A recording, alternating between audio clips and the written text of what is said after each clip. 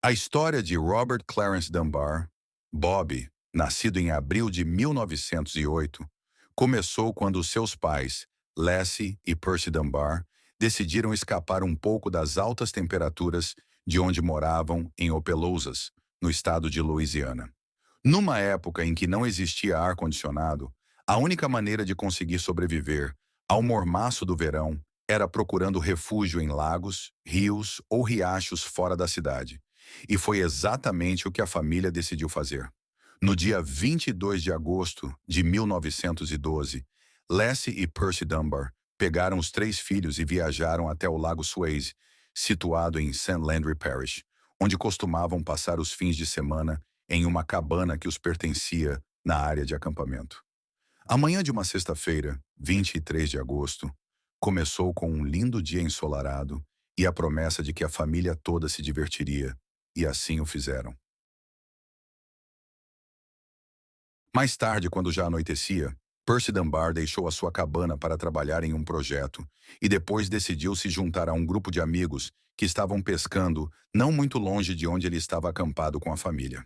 Quando o homem voltou para a sua cabana, a primeira imagem que se deparou foi de Lassie, envolta em perturbação, e com os seus outros dois filhos mais novos ao seu redor. Ela então deu a terrível notícia. Bob Dunbar, o primogênito deles de apenas 4 anos de idade, havia desaparecido. Rapidamente, o casal procurou as autoridades, e uma busca massiva teve início.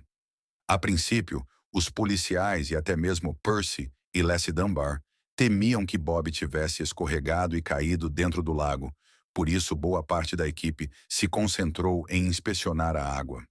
Em menos de 24 horas, a hipótese de um afogamento começou a ser repensada quando encontraram o boné do garotinho em meio às árvores e num ponto muito afastado das margens perigosas do lago. A pequena cidade ferveu de empatia pelo desespero dos pais, principalmente de Lassie, que ficou doente de culpa e sentia como se tivesse matado o próprio filho por conta de seu leve descuido. Solidarizados, centenas de voluntários começaram a surgir para ajudar a encontrar qualquer pista que pudesse determinar o paradeiro de Bob. Em 2 semanas de caçada, eles conseguiram encontrar apenas algumas pegadas ao longo dos trilhos da ferrovia, o boné de Bob e um de seus sapatos. Desesperados em eliminar por definitivo qualquer sombra de dúvida ou possibilidades, eles decidiram dinamitar o lago para ver se o corpo do garotinho estava enroscado na lama acumulada no fundo, visto que o Lago Swayze era uma espécie de pântano, com muita alga e terra. Contudo, a única coisa que boiou foi a carcaça mutilada de um cervo. Embora a polícia estivesse chegando à derradeira conclusão de que Bob havia caído e se afogado no lago, ou de alguma maneira se perdido na floresta cerrada nas cercanias do local, o casal ainda estava convencido de que o filho estava vivo. Percy apostava em um sequestro e estava tão determinado a descobrir que chegou a oferecer uma recompensa de $1000 a quem pudesse ter visto o pequeno Bob ou até o encontrasse. Em 8 meses, com a esperança dos pais extremamente fragilizada, o desaparecimento de Bob Dunbar já havia se tornado um caso nacional, com a foto dele estampada em milhares de jornais e revistas espalhadas por outras partes dos Estados Unidos. Ainda assim, tudo apontava para um beco sem saída de falta de informações. Até que no dia 21 de abril de 1913, as autoridades entraram em contato com Percy e Lassie Dunbar, com a notícia surreal de que haviam encontrado uma criança em Foxworth, Mississippi, durante uma blitz policial numa rodovia, cujas características físicas batiam com as de Bob.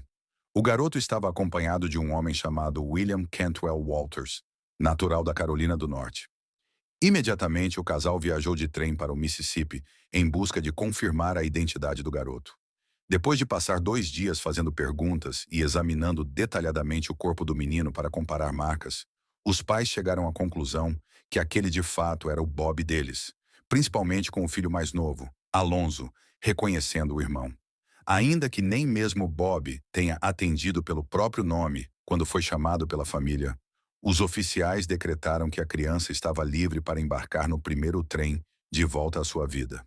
Enquanto isso, porém, Durante o interrogatório do possível sequestrador, William Walters, uma história diferente era contada. Segundo o homem, aquela criança era o filho legítimo de uma mulher chamada Julia Anderson Floyd, que trabalhava na casa de sua família e que havia permitido que o filho estivesse com ele. Mas a polícia não acreditava em sua versão. Afinal de contas, os pais haviam reconhecido o garoto. Não demorou muitos dias para que Julia Anderson fosse informada e viajasse de Barnesville, na Carolina do Norte, até Louisiana para reclamar que aquele Bob que haviam reconhecido, na verdade se tratava de seu filho, Charles Bruce Anderson.